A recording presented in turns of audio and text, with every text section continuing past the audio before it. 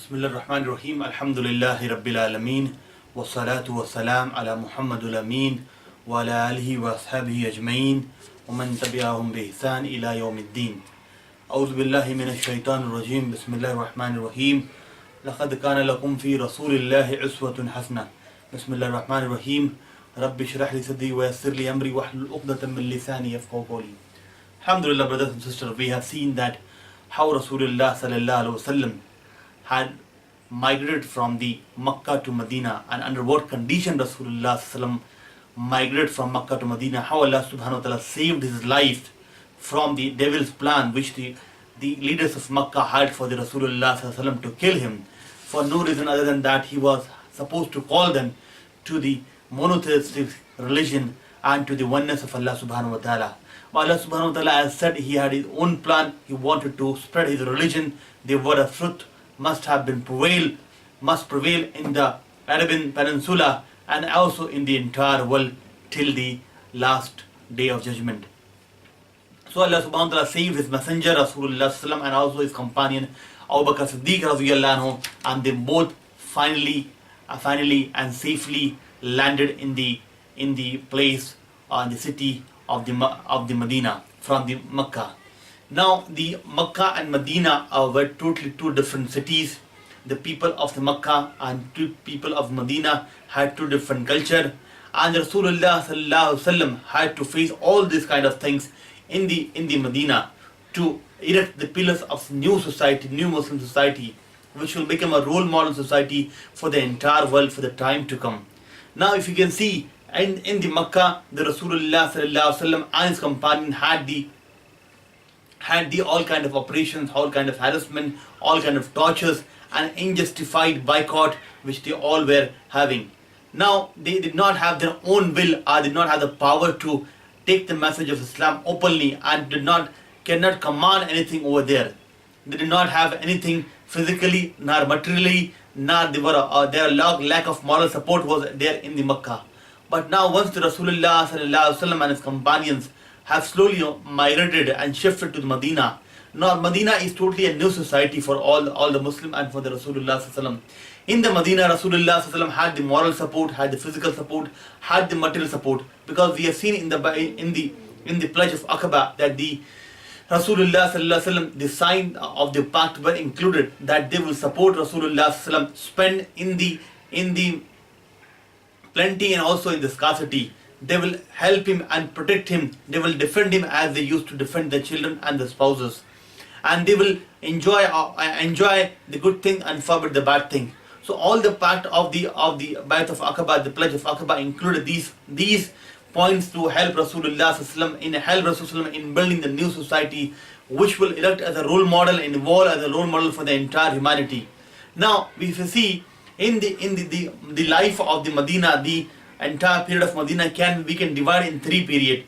Number one period, that despite the fact he had the support, but also there was some kind of internal obstacles were present in the Medina also, and he had to face a lot of the challenges within the Medina, within society also, and from around the people. The whole Arabia became his enemy, and he had to fight with the entire Arabia. So that was the first stage and then finally Allah subhanahu wa ta'ala in second stage he conquers the Makkah, and the conquest of Makkah marks the new beginning of the entire for the son of the Islam. And third, the message of Islam spread outside the Arabia, and people embrace Islam, the tribes embrace Islam in the groups. So we can divide the Madini period in three ways. First is the struggle and the internal and outside obstacle which he has faced. Second is the comfort, the conquest of Makkah, and third, the acceptance of Islam in large way from the groups and other people. So he had to go through a lot of challenges before establishing a new Muslim society in the entire.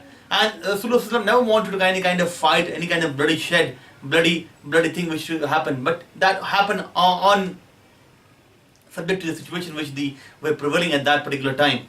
Now Rasulullah sallallahu alaihi wasallam also in the Medina, if you see, the Makkah was full of polytheists. They were full of polytheists, mushrikeens were there. But in Medina there was a group of people. Like one group of people in the Medina were actually the people, those who have become Muslim. They accepted Islam by the call of Musab bin Umair. They went to Medina. Those many people had become Muslim at that time. So Muslims were there. They were called as the Ansar. Second people were there. They were called the Jews.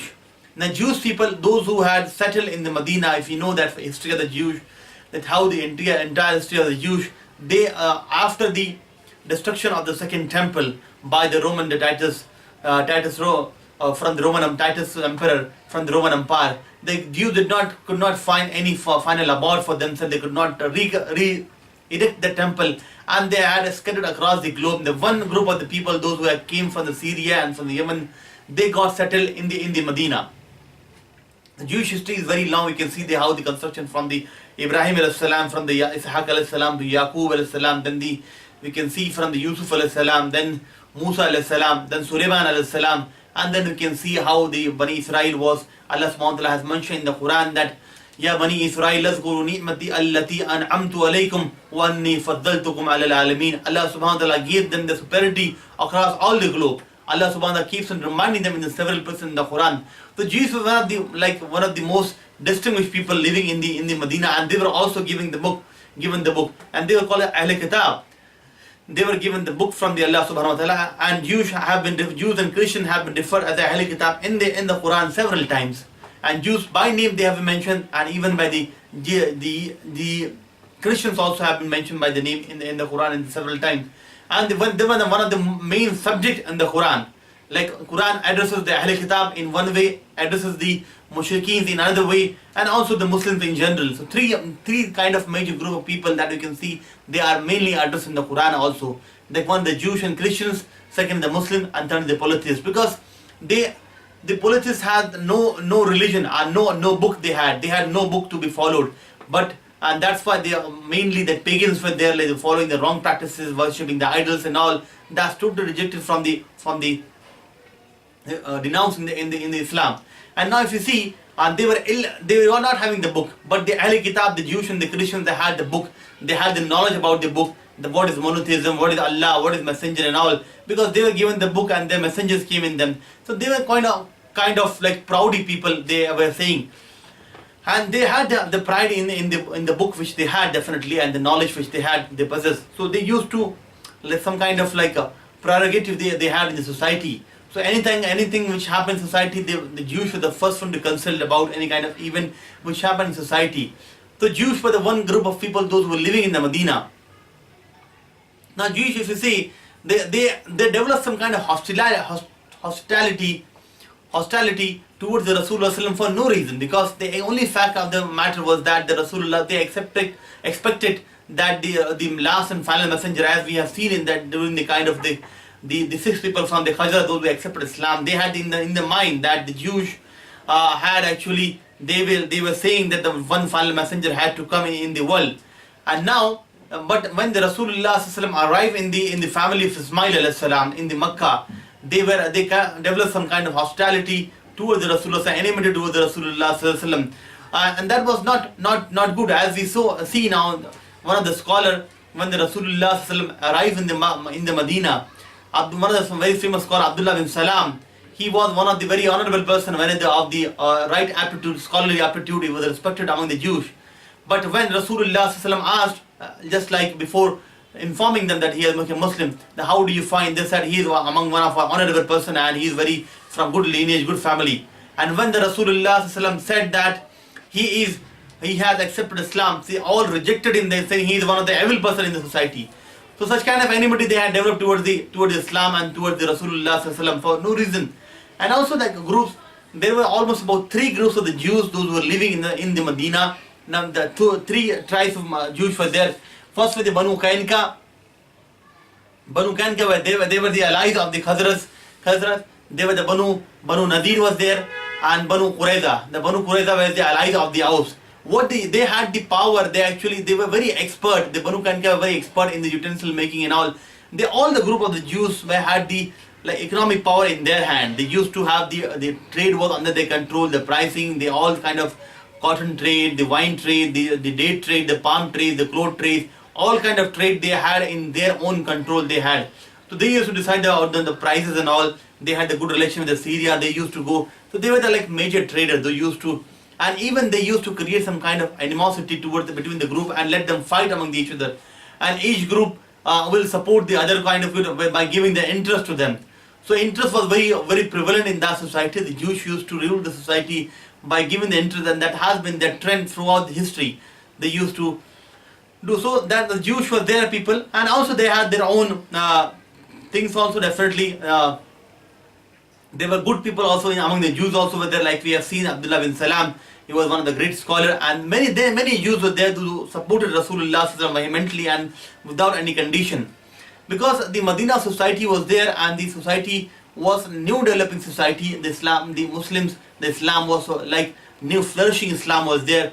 So it's very important for Rasulullah that they had a good relation with all of them, because it was very, and even society, the Islam does not teach that people to have like bad relation with any kind of group, because all religion, Islam clearly says that there is la ikraha fi din, there is no compulsion in the religion. And even that is why Islam has, if you see, the Islam has made the food Ahl Kitab legal for us. Only like the food of the, if you see, the food of the Ahl Kitab is made halal for us, and our food is made halal for them. That's for that's kind of thing which is made in the Quran, that's revealed. So that there is a friendship developing among society, that each group, nobody forces each other to accept the one other faith. That is very important in the Islam. That's very important. Even today's time also, the Muslims and the Hindus and even the Christians and Jews, they must all live together very peacefully. That is the kind of beauty which the Rasulullah had to erect and develop in the society, in the Madinah. So that was, the Madinah was a very ideal place to be built on the society's rule and all. Now if you see on this, when the Rasulullah, these are the group, the Jews were there, and the Muslims were there, also Mushrikeens were there, those who have not yet accepted Islam. And also later on part of the in the few later part, because those Muslims, those who they were like sake of Muslim, they were the Muslim sake of, but internally they did not accept the Islam. Like Abdullah bin Ubay, he was actually to become the leader of the Aus and Khazraj, and final stage was there. And in between Rasulullah arrived, so entire plan, the idea was dropped actually. So he developed kind of animosity towards the Rasulullah because he believed that the Prophet Muhammad has snatched away his leadership from the tribe.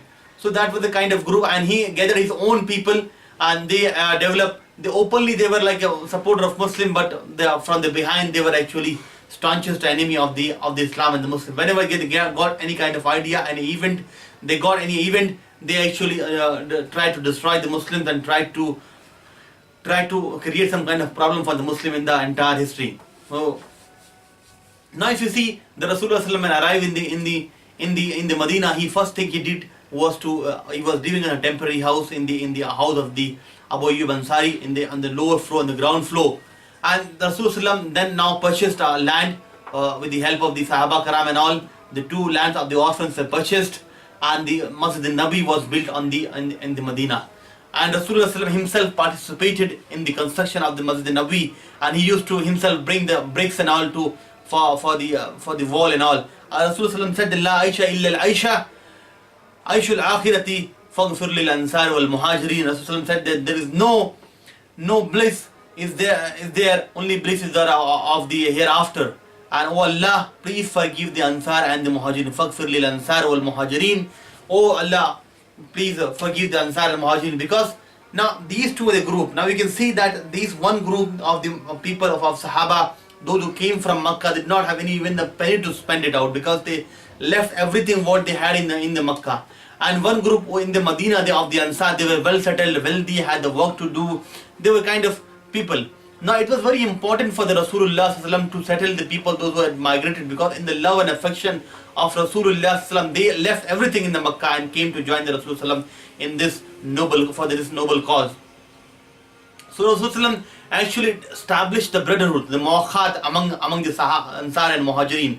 And 90 people gathered in the house of the Anas bin Malik. Half of them were Ansar, half of them were the Muhajirin. And Rasulullah asked for the help that they will all become the brother, and they will treat each other like a brothers and sisters. They will help each other financially, also morally, everything, all kinds of support which was possible. They had to provide. Even now, the one of the Sahabi, Sa'd bin Rabi, he said to the Abdurrahman bin Auf that I have I have my properties, I can divide my properties in two parts. One part you can take, one part I can take. I have my two wives, I can divorce my one of the wives, whichever you like, and after the iddah you can marry her. That is the kind of generosity and the shown by the brotherhood shown by the Ansar towards for the Muhajirin. But Abdul Rahman bin Auf did not accept that. Even it's narrated by the Abu Hurairah radhiyallahu anhu that one Sahabi, the people came that they wanted to divide their entire garden of the dates among the Muslims. But Rasulullah said that no, the Ansar, the Muhajirin, this will be much of burden on you. The Muhajirin can work in your gardens and then you can pay for them, either wages you can pay for them. Rasulullah wanted like a charter, drafted a charter for the good society. In that the society contained, the charter contained that we are, one point was very important, that whether the Mansar or the Muhajirin, they are one nation. They are one nation. They all are one. That was very important for to propagate this message of the noble cause. So Rasulullah built the notion, the mindset that they all are one. There is nothing, no one is different. And all the believers must support the other believers. There were almost many points for there, almost about 12 points for there, which we must be supported. You believers do not differ from each other, no color, nothing like that. Whosoever, for example, believers shall not kill each other, should not harm each other, and they must be considered like as brothers and sisters each other. So that's for the kind of society which was built on the must help financially whenever needed. Any kind of if anybody from non-Muslims or any other person attacks the Muslim, then the believers must support them for unjustified manner if they are attacked, anything like that. So all the society was built and one nation, the concept of one nation was presented by the Rasulullah to all the believers. Also to boost up the moral support, to give the moral support, Rasulullah like promoted some kind of good teachings. Like Rasulullah said that تُطْعِمُ الطَّعَامَ وَتُقْرِئُ السَّلَامَ عَلَى مَنْ عَرَفْتَ وَمَنْ لَمْ تَعْرَفْ. That you have to feed the one and like propagate the salam among the people, those who you know and those who do not know. That was a kind of generosity and the brotherhood concept, the pillars, the instruments were used to propagate the concept of one nation, the brotherhood among the Muslims. And Rasulullah said that there is no point, because it is very likely that the people out as a human being, they all must be having the grudges in their hearts. So one group may say that we are helping you for doing this and that we are doing this kind of thing for this and that and everything else. Satan was already there in the minds of the people, in the heart of the people, and he flows like a blood. He flows like a blood in a body. Rasulullah wanted to remove such kind of things. Rasulullah said that al-Muslimu man salima al-Muslimuna min lisanihi wa yadihi. A Muslim is one from whose hand and tongues the other Muslims are saved. That was very important. So there was no chance, no stone remain unturned on the path of the social reconstruction, social re-engineering. That we can call the Rasulullah did. The social re-engineering concept was brought by Rasulullah, and the entire Madinah was socially re-engineered in a way that would last the brotherhood and the generosity and the concept of oneness of one nation would last for longer. The impact will be very longer among the Muslims than even for the non-Muslims will also benefit. The entire humanity will benefit from that. Rasulullah also propagated the message of the Akhirah, because that was a lying concept among the Muslims. Ittaqun nara walau bi shakkin tamaratin, that fear that avoid the fire even by donating even a khajur. That was like giving sadaqah of the khajur. That was the concept which was promoted, because that was very important that all the Rasulullah and the Sahaba had the concept of one nation, propagating the brotherhood, the kindness, the soft-heartedness and among the people, so that all were generous. Now it was also very important that Rasulullah also, when he re-engineered the Muslims, he felt that the Muslims are now very well among each other, they are living very peacefully among each other. Rasulullah also turned his eye towards the other groups of the people, like the Jews and other tribes which were living there. So Rasulullah signed the treaty with the those Jewish tribes, those who were living there. Rasulullah said that we all will leave, or everybody will be allowed to leave, their own faith will be allowed. Important Jews will be allowed to practice their own faith. Jews will bear their own expenditure, Muslims will bear their own expenditure. If anybody third party attacks them, the Jews will help them, and even in the Muslims will also help the Jews. So such kind of like a pact was signed among the neither shall commit sin in prejudice of the others, and that's what each shall contribute for defending in case of the foreign attacks in the respective areas.